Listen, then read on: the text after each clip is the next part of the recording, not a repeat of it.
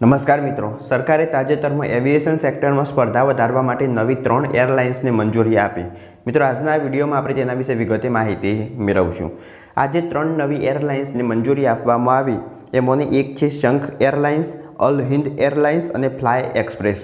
મિત્રો, આ ત્રણેય એરલાઇન્સના NOC જારી કરવામાં આવ્યા, એટલે કે નો ઓબ્જેક્શન સર્ટિફિકેટ જારી કરવામાં આવેલા છે।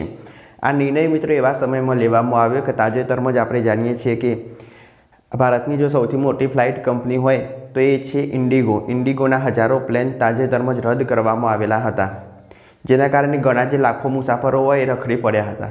આ જે પ્લેન રદ કરવામાં આવી, ફ્લાઇટો રદ કરવામાં આવી, એની પાછળનું કારણ શું, એના વિશે એક અલગ વિડીયો બનાવેલો છે, તમે ઉપર આઈ બટનમાં ક્લિક કરી જોઈ શકો।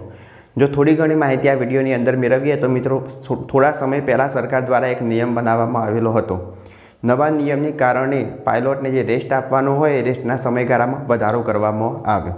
હવે આ સમય વધારાને કારણે આજે ઇન્ડિગો ફ્લાઇટ ઓપરેટરો હોય, ક્રૂ મેમ્બર હોય, પાયલોટ હોય, એમની અછત સર્જાઈ અને આ અછત સર્જાવાને કારણે ફ્લાઇટો રદ કરવી પડી।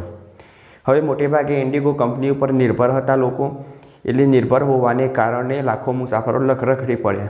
સરકારે હવે જાણીને નિર્ણય લીધો આગામી સમય માટે કે બીજી કેટલીક એરલાઇન્સને મંજૂરી આપવામાં આવે તો આ જે મોટી કંપની હોય એના ઉપર નિર્ભરતા ઘટાડી શકાય।